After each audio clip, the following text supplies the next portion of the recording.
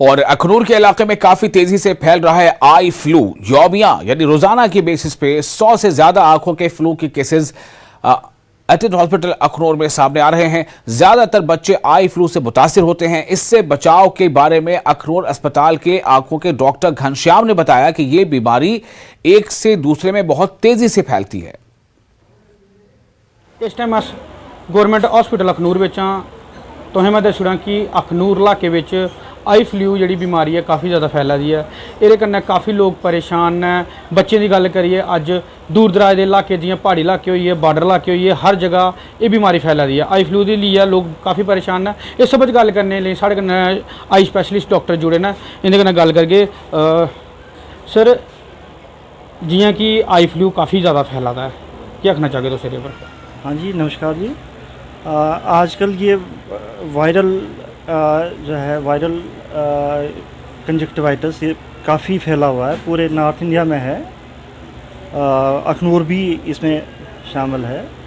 अच्छा, ये क्या है? ये वायरस जो है एडिनो वायरस है। ये सेल्फ लिमिटिंग है। 4-5 दिन इसमें लग जाते हैं, मैक्सिमम 8-10 दिन लग जाते हैं। और इसमें डिफरेंट यूजुअली आंखें रेड करके आ जाते हैं पेशेंट, पिंक आई करके आ जाते हैं। किसी में हेमरेज भी हो जाती है। और जो सीवियर केसेस हैं तो उनमें फिर कार्निया भी इन्वॉल्व हो जाता है।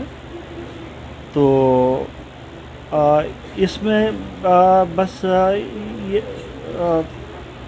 ये सेल्फ लिमिटिंग है और हफ्ता 10 दिन लग जाता है इसमें। और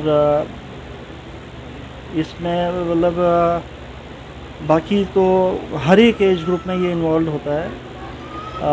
स्कूल के बच्चों मतलब में बहुत कॉमन है।